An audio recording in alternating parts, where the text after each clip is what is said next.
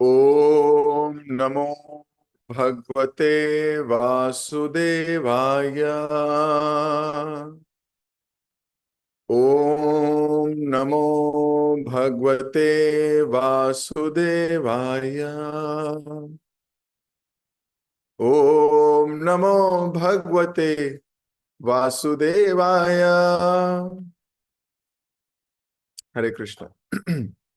आप सभी भक्तों का बहुत बहुत हार्दिक स्वागत, अभिनंदन।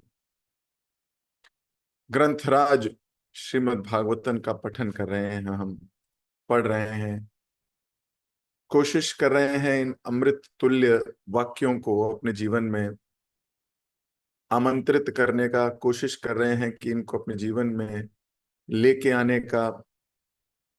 बार बार जब भागवतम के लफ्ज, भागवतम के शब्द हमारे कान के माध्यम से अंदर जाते हैं तो भगवान कृष्ण हृदय में बैठी हुई जो मैल है, जो मल है, उसको खुद धुनोती धोते हैं और थोड़े दिनों में हृदय पवित्र हो जाता है। श्रीमद् भागवतम कहती है कि अगर किसी ने हरि कथा सुनने के प्रति स्ट्रॉन्ग डिजायर अर्जित कर ली है, भगवान की कथा सुनने के लिए पागल है, तो उसके हृदय में कृष्ण हरि कथा के रूप में उतरेंगे। हरि चित्त समाश्रयात्, उसके चित्त में आश्रय ग्रहण करेंगे। तो भगवान को हृदय में बुलाने का कितना सरल तरीका है। नहीं तो हम किसी को घर पे बुलाते हैं तो क्या करते हैं, पहले पहले आमंत्रण दो, फिर क्या करो, फिर घर साफ करो। ठीक बात है। हम पहले, हमें घर साफ करना पड़ता है, और कोई बहुत जल्दी आ रहा हो तो साफ क्या होता है, फिर तो सारी चीजें बेड के नीचे, अलमारी के अंदर, इधर उधर छुपा देते हैं जब कोई आता है तो। इतना समय नहीं साफ करने का अगर तो। और फिर जब वो व्यक्ति घर में आता है, घर में घुसता है, तो बैठता है थोड़ी देर और देखता है वो बेड के नीचे से कुछ कपड़े दिख रहे हैं। शेल्फ पे ऐसे हाथ लगाता है, देखता है वो मिट्टी है। वहां तो कुछ नहीं कहता। फिर जब वो घर से बाहर चला जाता है, किसी और के घर जाता है, बताता है अरे उसके घर गया था, बहुत बुरा था, बहुत गंदा घर रखा हुआ था वहां। पर हमारे कृष्ण ऐसे नहीं है। हमारे कृष्ण को बार बार कथा सुनकर जब कोई आमंत्रित करता है घर में, तो उस व्यक्ति को घर साफ करने की आवश्यकता नहीं पड़ती, हृदय साफ करने की आवश्यकता नहीं पड़ती, अनर्थों को दूर करने की आवश्यकता नहीं पड़ती। क्यों नहीं पड़ती? ये काम तो स्वयं कृष्ण खुद ही आके कर देते हैं। वो खुद ही हृदय में घुसते हैं और देखते हैं गंदगी है, अरे मेरे भक्त के हृदय में लो, और वो स्वयं सफाई करनी शुरू कर देते हैं। ऐसे परम मित्र कहाँ पाएंगे? ऐसे परम भगवान कहाँ पाएंगे? तो फिर सवाल आता है आएंगे कैसे, तो वो भी सरल बता दिया कि सुनने से आ जाएंगे बस। शृण्वन्तो, केवल सुनने मात्र से। लेकिन किसके कान में? जिसकी डिजायर स्ट्रांग है सुनने की।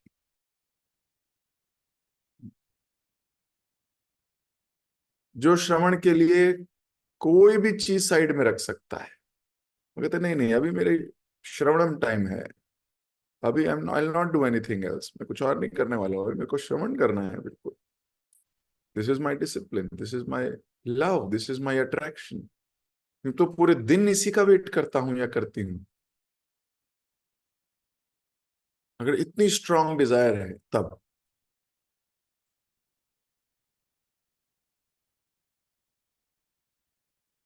तो चौथा स्कंद श्रीमद् भागवतम का और 29th चैप्टर चल रहा है।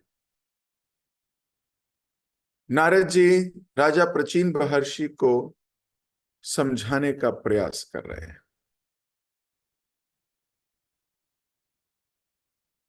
क्यों समझा रहे हैं? क्योंकि किसी को भक्ति मार्ग पे ले जाने से कृष्ण प्रसन्न होते हैं। गीता में भगवान ने 18वें अध्याय में कहा, ना तो मुझे उससे अधिक कोई प्रिय होगा ना था, जो मेरा संदेश भक्तों को जाके बताता है, लोगों को जाके बताता है, उनको कृष्ण भक्ति में अग्रसर करता है। और नारद जी जैसा प्रचारक कहाँ पाएंगे? हर एक की सभा में जाके उसको कृष्ण से मिलने का समय कम कर देते हैं।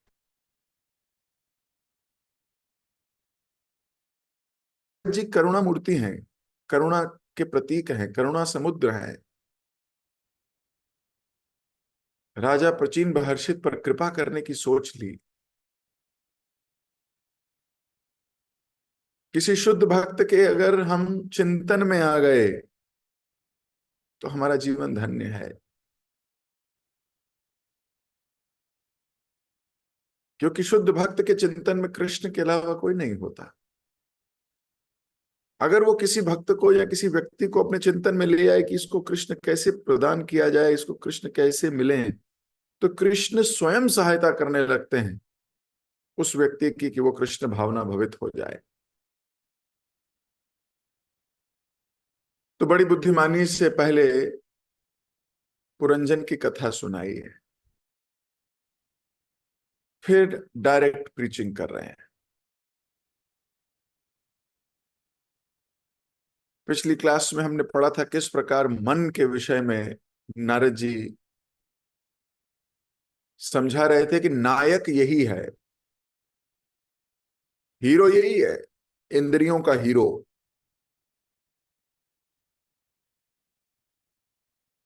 और किस प्रकार हमें मन को कंट्रोल रखना चाहिए। अमरीश महाराज को कोट कर रहे थे प्रभुपाद जी, अपने परपट में बोल रहे थे, बहुत पावरफुल और बहुत पॉपुलर श्लोक है, सवय मन कृष्ण पदार विंदयो, सवय मन कृष्ण पदार विंदयो। किस प्रकार इस मन को कृष्ण कॉन्शियसनेस में लाना है। हमें इस संसार को ही प्रीच नहीं करना है, प्रचार नहीं करना है, हमें अपने मन के साथ भी प्रचार करना चाहिए। सर्वप्रथम तो मन को प्रचार करने की आवश्यकता है। हालांकि ये आपकी प्रचार से बहुत प्रभावित होगा नहीं जब तक आपके प्रचार में शुद्धता नहीं होगी। प्रभुपाद जी ने कहा, purity is the force, purity force है।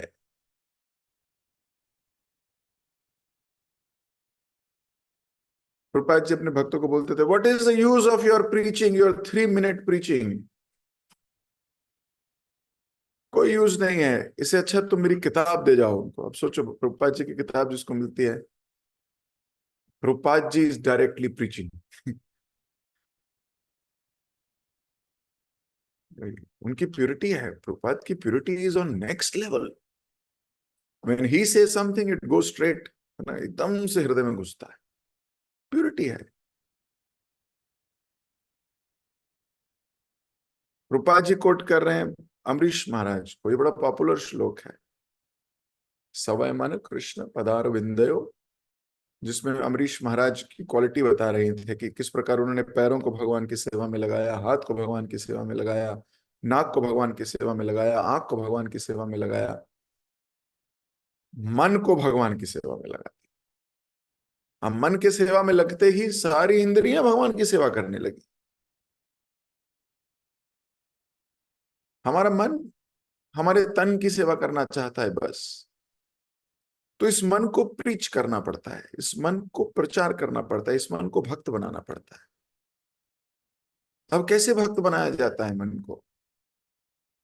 तो मन को बैठाना पड़ता है, सामने बैठ, सामने बैठो। कभी उससे प्यार से बात करनी पड़ती है, तुम कितने अच्छे हो, बहुत अच्छी सोच कर रहे हो तुम, वेरी गुड, ये काम अच्छा किया तुम। अप्रिशिएट करना पड़ता है मन को। कई बार मन की भर्त्सना करनी पड़ती है, रुक रुक रुक रुक, क्या हो रहा है, क्या थॉट आया तेरे दिमाग में, इधर आ, चल इधर आ, नो। तो दोनों चीजों से मन को प्रीच करना पड़ता है। तो भक्तों का कार्य है प्रचार करना, दो लोगों को भगवान के विषय में जोड़ना, भगवान के विषय में बात करना। तो लोगों पर जाने से पहले अपने मन को भी, है, प्रचार करना चाहिए। दूसरों की जाय से पहले खुद की जाय करें, है ना। इसका ये बचपन में एक हम सुना करते थे, स्कूल में चला करता था। उसका मतलब कभी समझ में नहीं आया था। हमको मन की शक्ति देना, अब याद आ गया होगा सबको। मन विजय करें, दूसरों की जय से पहले खुद की जय करें। जय मतलब होता है जीतना। दूसरों को जीतने से पहले खुद को जीते हैं। ये वो वाला जय नहीं है कि अपनी जय हो, जय हो, जय हो, खुद की जय करें, वो वाला जय नहीं है। खुद को जीते पहले। खुद को ही नहीं जीता है, दूसरों को जीने का प्रयास या जीतने का प्रयास कर रहे हैं मूर्ख जी। सो पिछली क्लास में हमने मन पे बहुत जोर दिया था, प्रभुपाद जी ने भी, परपट में भी, भगवान ने भी, नारद जी ने भी, और हमने भी प्रयास किया था कि इस मन को समझें कि किस प्रकार ये इंद्रियों का नायक है, हीरो है। किसने बनाया हीरो इसको? इंद्रियों ने हीरो बनाया है इसको। हमारे अहम ने इसको हीरो भी बनाया, हमारे अहम ने भी बनाया है इसको हीरो। तो किस प्रकार मन को प्रीच किया जाए ताकि सवय मन कृष्ण पदार विंदयो, ताकि ये मन कृष्ण के चरणों में लग सके। ये मन भगवान के स्मरण में, भगवान के श्रवण में, भगवान के कीर्तन में लग सके। अब 24 घंटे मन कैसे भगवान की सेवा में लग सकता है? बहुत सुंदर, डीप में जा सकते हैं हम। आज नहीं जाएंगे, फिर किसी दिन जाएंगे। लेकिन भगवान को प्रमुख समुद्रों से तुलना की जाती है ना, करुणा समुद्र है भगवान। तो भगवान की करुणा का स्मरण करके भगवान को, अपने मन को सेवा में लगाया जा सकता है। कितनी सारी कथाएं हमारे भागवतम में है जिसमें ये प्रूव होता है कि भगवान करुणा समुद्र है। सोचिएगा, हम आने वाली क्लासेस में इसको डिटेल में करेंगे। एक है सौंदर्य समुद्र। भगवान की सुंदरता कितनी सुंदर है, कितनी, वो भी एक समुद्र है। उनके बारे में भगवान की सुंदरता का स्मरण करके। सौशील्य समुद्र, सौशील्य मतलब होता है उनकी करेक्टरिस्टिक, कितने सौशील्य है, कितनी ह्यूमिलिटी है कृष्ण में, क्या करेक्टर है, एग्जेम्प्लीफाइड करेक्टर है। माधुर्य समुद्र, औदार्य समुद्र और गंभीर समुद्र, ऐसे कई समुद्र की चर्चा की जा सकती है कृष्ण से रिलेटेड। और जब इतने हम समुद्रों के समुद्र हैं तो हर समुद्र का अपना स्वाद है। तो जो सवय मन कृष्ण पदार विंदयो, मन से कृष्ण के पदार विंद पे लगना। तो कैसे लगोगे? जब इनके विषय में बार बार सोचोगे तो मन लगेगा कृष्ण में। और एक बार मन को कृष्ण का स्वाद लेने की आदत पड़ गई तो इस भौतिक संसार में उसे स्वाद नहीं आने वाला। फिर संसार की चीजों में बहुत स्वाद नहीं आने वाला। फिर आप क्या करोगे? आप कहोगे मुझे चाहिए कृष्ण की सेवा के लिए।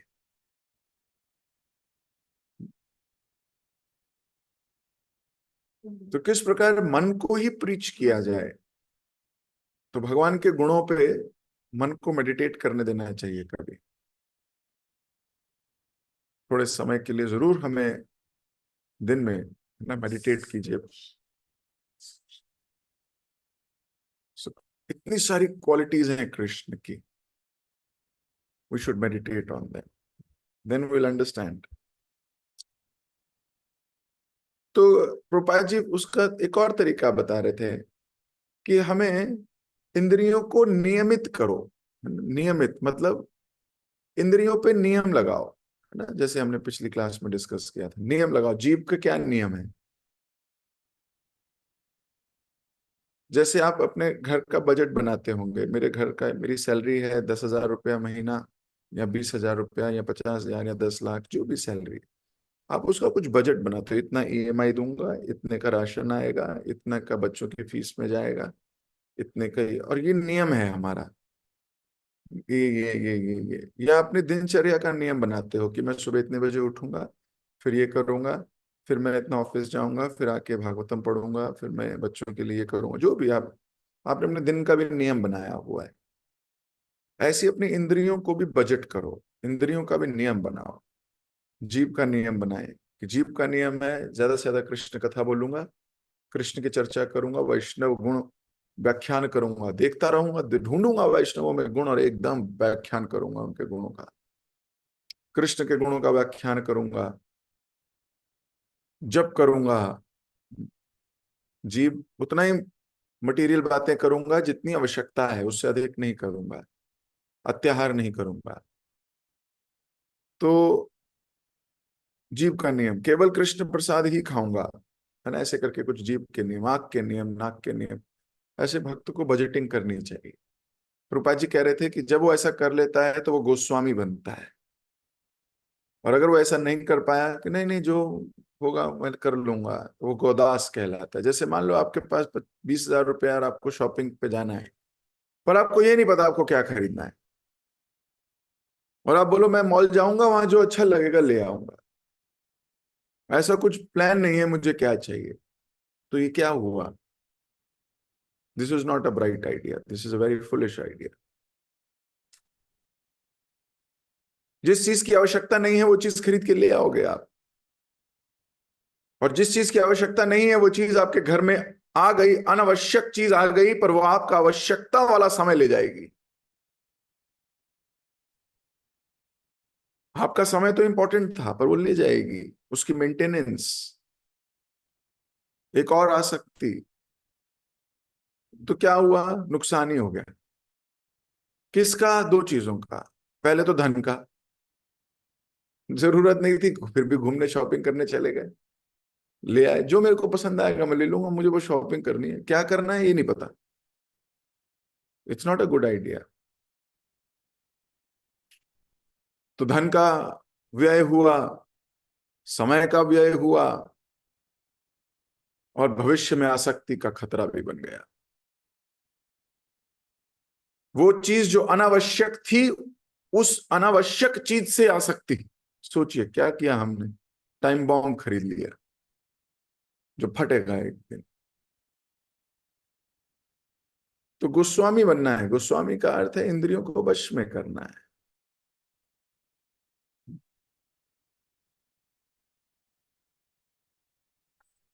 यहां तक हमने पिछली क्लास में किया था, मैंने थोड़ा रिकैप किया ताकि पुनः हम वापस उस कॉन्शियसनेस में आ जाएं जिस कॉन्शियसनेस से हम इसको आगे सुनना चाहते हैं।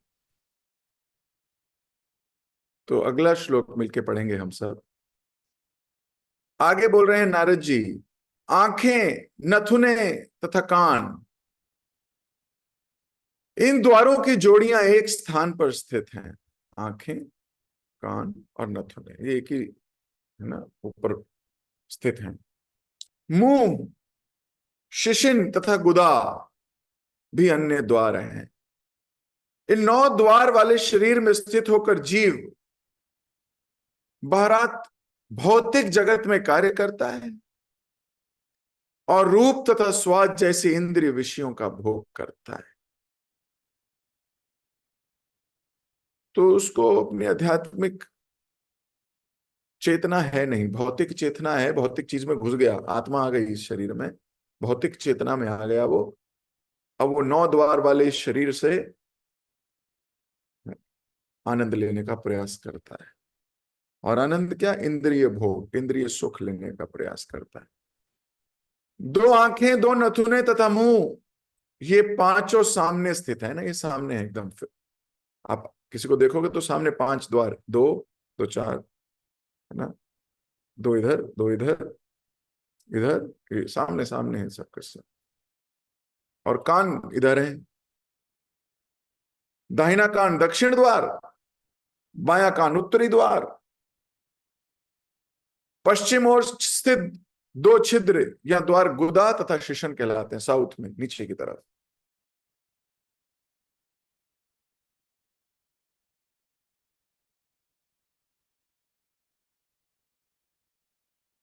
खदोक तथा अविर्मुखी नाम से जिन दो द्वारों का वर्णन किया गया है, वे एक ही स्थान पर अगल बगल में स्थित दो नेत्र हैं। विभ्राजित नामक नगरी को रूप समझना चाहिए। इस प्रकार दोनों नेत्र सदैव विभिन्न प्रकारों के रूपों को देखने में व्यस्त रहते हैं। तो ये जो आंखें हैं, ये अच्छी चीज देखने में व्यस्त रहती है। अगर आंखें अच्छी चीज देखने में व्यस्त ना होती तो यूट्यूब और फेसबुक और इंस्टाग्राम पे अच्छी चीजें टिक टिक ही नहीं लग जाती है आंख की। हालांकि आंख को पता ही नहीं है अच्छा क्या है और बुरा क्या है। आंख तो आपको वो दिखाती है जो आप देखना चाहते हो।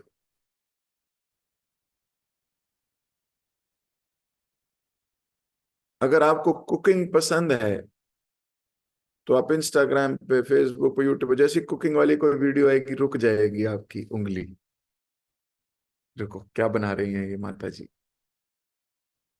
उस आंख को तो पता ही नहीं। वो तो आपकी कॉन्शियसनेस से पिक करती है और वो चीज फीड करती है आपको।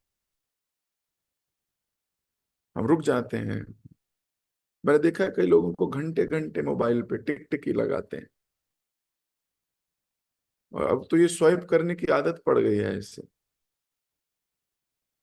मुझे डर है कभी किसी वरिष्ठ व्यक्ति से बात करते करते भी ऐसे ना करने लगे थोड़े दिनों के बाद। आदत ही पड़ गई है। पत्नी पति से भी ऐसी बात करेगी, क्या होगा। आदत। तो ये आंख रुक जाती है, किस जो आपका भाव है उसी को देखेगी, एकदम रुक जाएगी। आप अपनी इंटरनेट हिस्ट्री देखिए आज, ठीक है, कि आपने पिछले महीने में क्या क्या सर्फ किया है, क्या क्या देखा है। आपको अपनी कॉन्शियसनेस की झलक मिल जाएगी।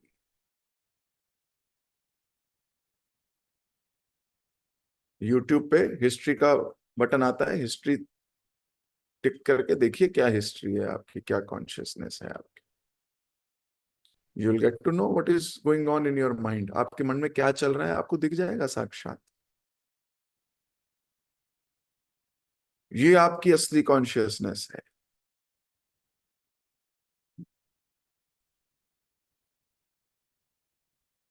तो आंख देखना चाहती है।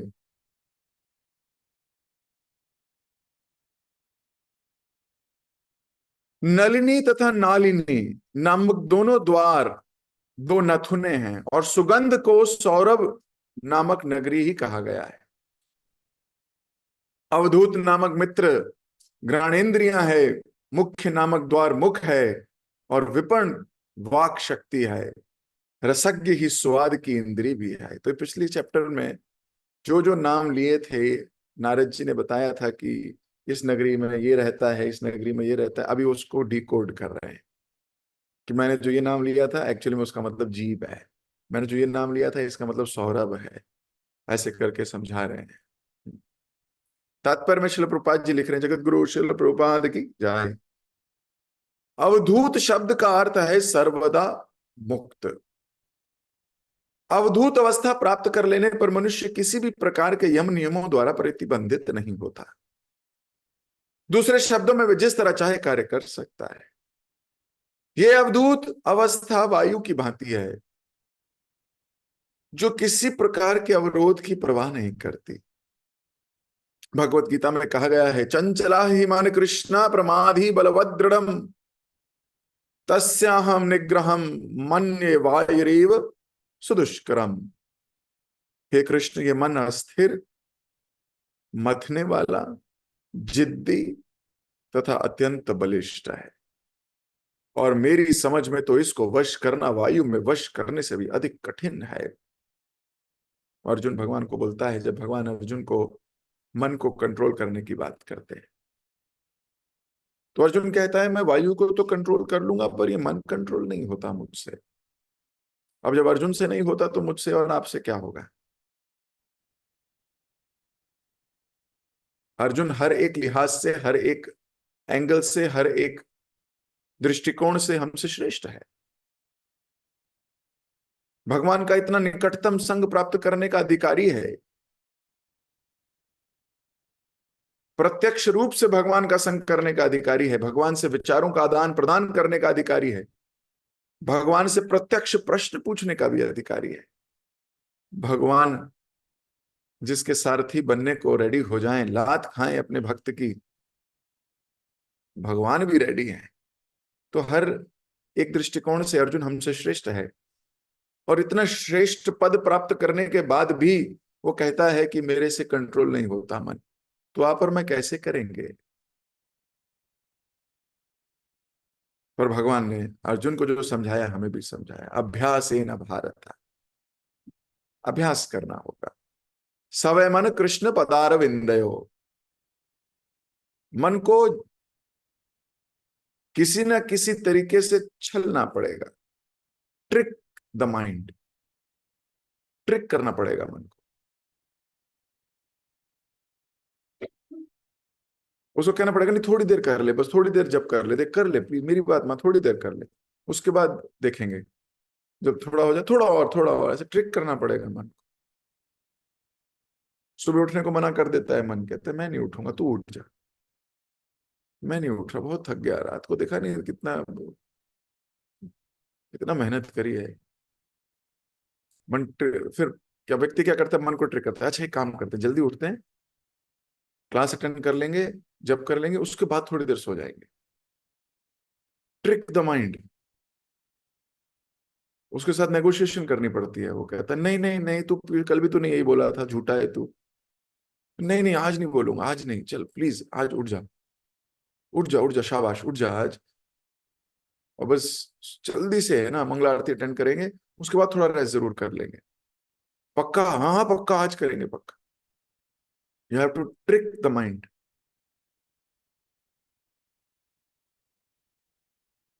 अगर आपने नहीं किया तो फंस जाओगे। He will trick you, mind will trick you. तो अर्जुन कह रहा है कि मेरे से तो नहीं होता कंट्रोल, पर हो सकता है अगर हम इंद्रियों को भगवान की सेवा में लगाने के लिए मजबूर करें, मेहनत करें।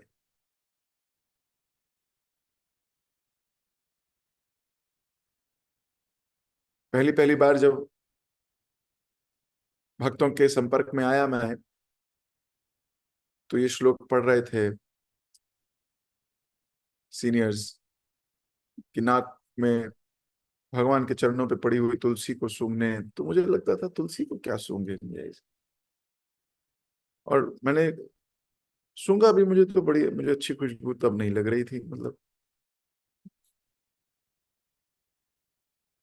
जैसे जैसे चेतना वृद्धि होती है अभी।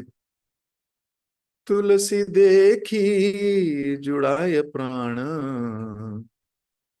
माधव तोषणी जानी। पहले तुलसी को देख के वो भाव नहीं आते थे, भक्ति में आने से पहले तो तुलसी को देख के लगता था गला खराब होगा, उबाल के पिएंगे। कफ कोल्ड में रेमेडी है, मेडिसिनल प्लांट है। भक्ति में आने के बाद पता लगा मूर्ख तो क्या सोचता था,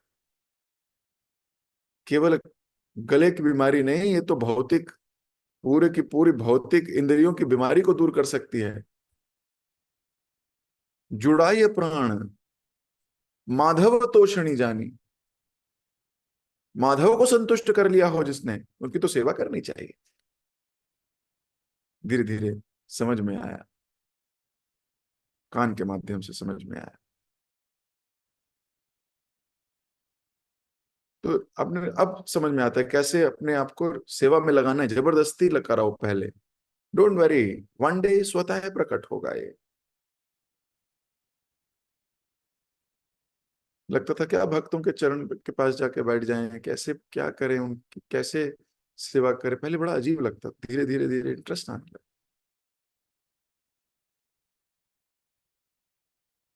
एक भक्त तो मुझसे बोले, प्रभु जी, थोड़े दिन पुरानी बात है, बड़ी मुश्किल से पढ़ाई छोड़ी थी, ग्रेजुएशन पोस्ट ग्रेजुएशन के बाद सोचा था अब किताब को कभी देखूंगा भी नहीं,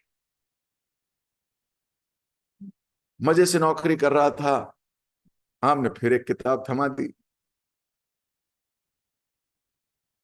सोचा तो था कि छुटकारा मिल गया इन किताबों से, लेकिन आपने कहा प्लीज पढ़ो, ये वाली पढ़ो, छोटी वाली है, कृष्ण की और छोटी सी पतली सी बातचीत की।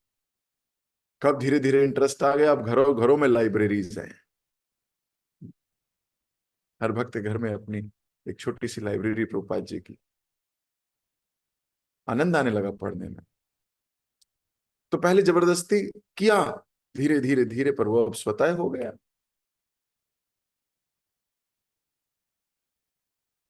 तो अभ्यास है ना भारत। तो नारद जी यहां सब जो पिछले चैप्टर में कहा गया उसको रिपीट कर रहे हैं। आपन नामक नगरी जीव के बोलने के कार्य का सूचक और बहुधन तरह तरह के व्यंजनों का सूचक। दाया कान पितृहु द्वार कहलाता है और बाया कान देवहु द्वार। नारद मुनि ने आगे कहा, दक्षिण पांचाल कहीं जाने वाली नगरी सकाम कर्म में भोग की विधि अर्थात प्रवृत्ति मार्ग को बताने वाले शास्त्रों की सूचक है। उत्तर पांचाल नामक अन्य नगरी निवृत्ति मार्ग सकाम कर्म को घटाने तथा ज्ञान को बढ़ाने वाला मार्ग है। जीव को ज्ञान की प्राप्ति दो कानों द्वारा होती है और कुछ लोग पितृलोक तथा कुछ देवलोक जाते हैं। ये सब दोनों कानों के द्वारा संभव होता है।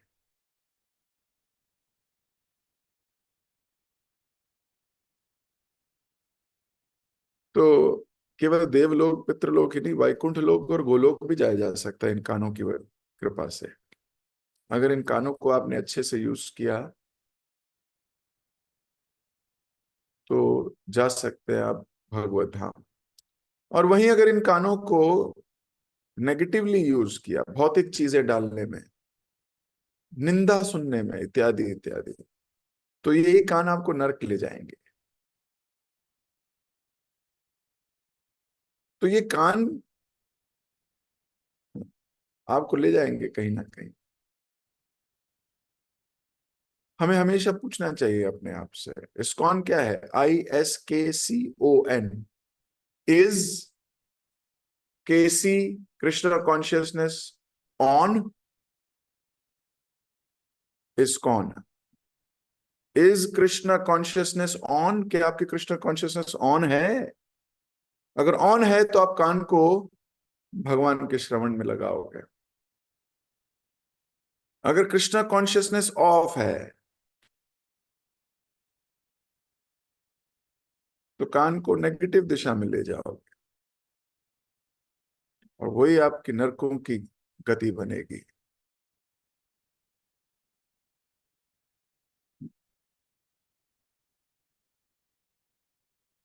ग्रामक नामक पुरी जहां निचले असुरी द्वार शिशन से पहुंचा जाता है, स्त्री संभोग के लिए है, जो उन सामान्य पुरुषों के लिए अत्यंत मोहक है जो निरे मूर्ख एवं धूर्त हैं।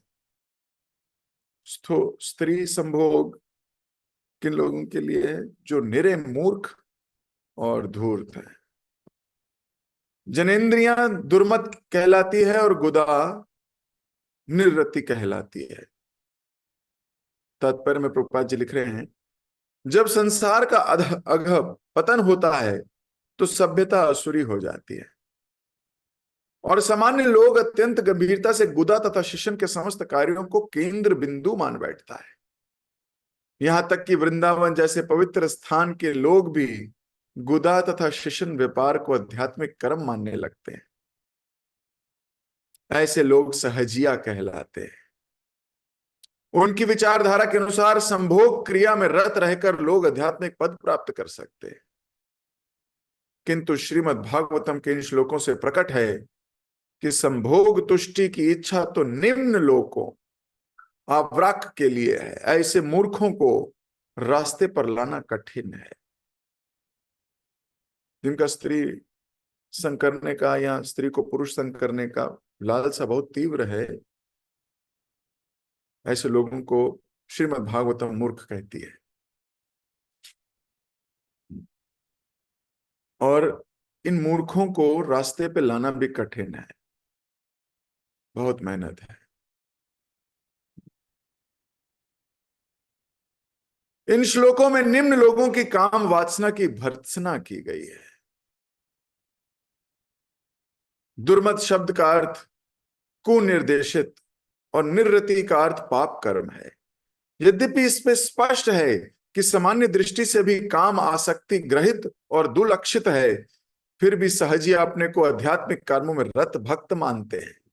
वो कहते हैं हम तो भक्त हैं, पर तब भी ये कार्य करते हैं, तो इन्हें कहा जाएगा सहजिया है।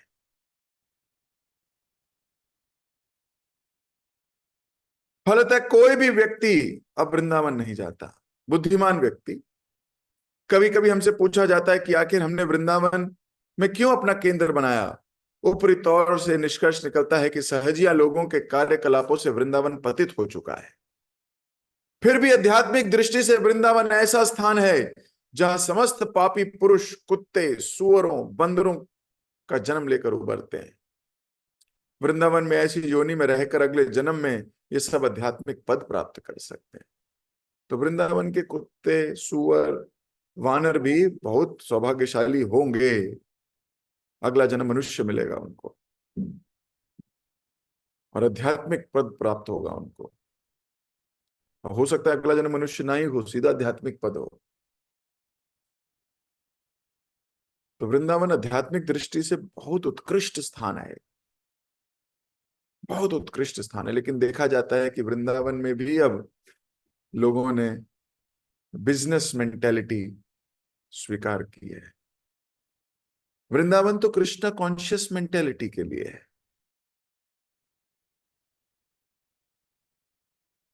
काम वासना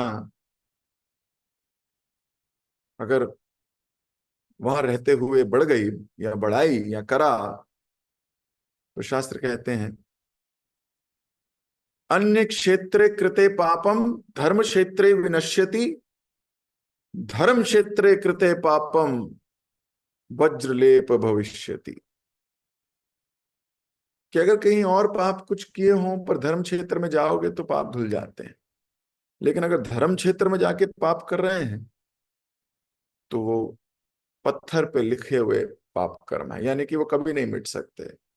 उसका फल आपको बार बार भोगना पड़ेगा, बार बार भोगना पड़ेगा, बार बार भोगना पड़ेगा। अगर हम दिल्ली गाजियाबाद बेंगलोर लखनऊ न्यूजीलैंड अमेरिका कहीं पर भी हैं, लेकिन हमारा हृदय वृंदावन में है, it is a very good position. लेकिन आप वृंदावन में हो अगर भौतिक रूप से, पर आपका मन मुंबई में है, मन कहीं और है, तो आप गिर जाओगे बहुत तेज स्पीड से। सवा ये मन कृष्ण पदार विंदयो। मन हर वक्त कृष्ण के चरणों में होना ही चाहिए। ये मन वृंदावन में रहते हुए व्यक्ति को दुर्भाग्यशाली बना देगा, और एक दुर्भाग्यशाली नगरी में रहते हुए भी ये मन किसी को वृंदावन में रख सकता है।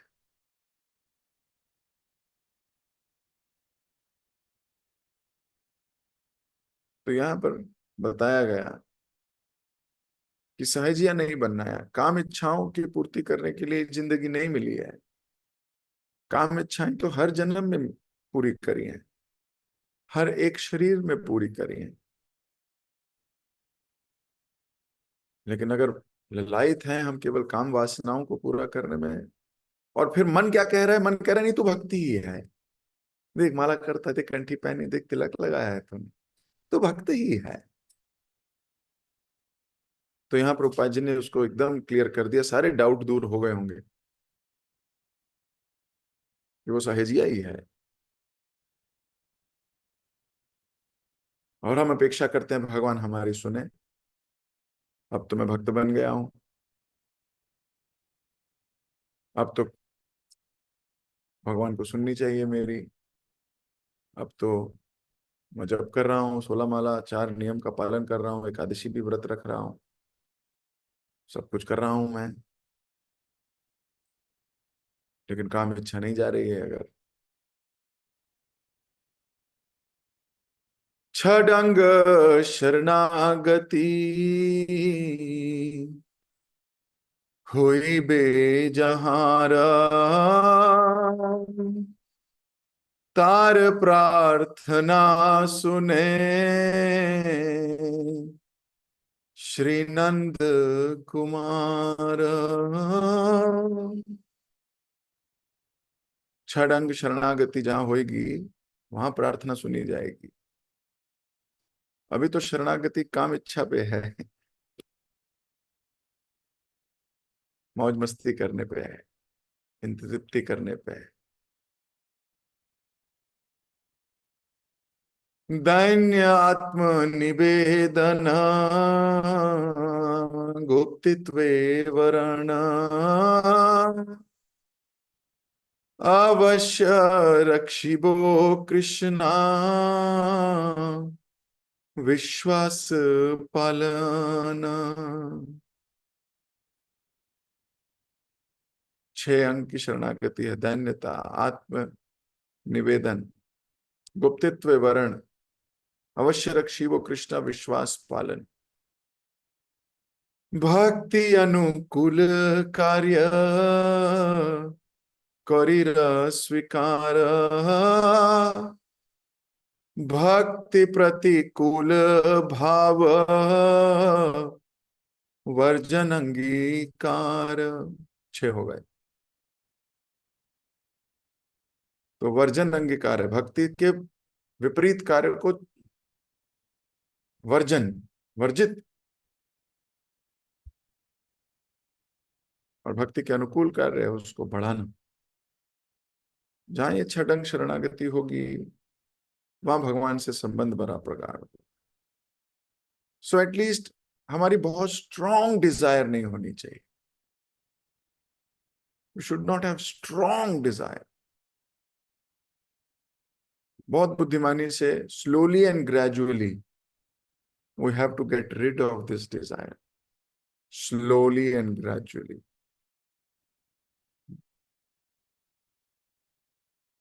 तो ये निष्कर्ष निकलता है कि हमें इंद्रिय तृप्ति के मार्ग पे नियम कानून बनाने होंगे। तो मैं अपनी वाणी को यहीं विराम देता हूं, समय हो गया काफी। इसी के आगे चर्चा करेंगे हम अगली क्लास में। जगत गुरु शिल प्रभुपाद की जय, ग्रंथराज श्रीमद् भागवतम की जय। हरे कृष्ण। किसी भक्त का कोई प्रश्न है, कोई टीका है, कोई टिप्पणी है?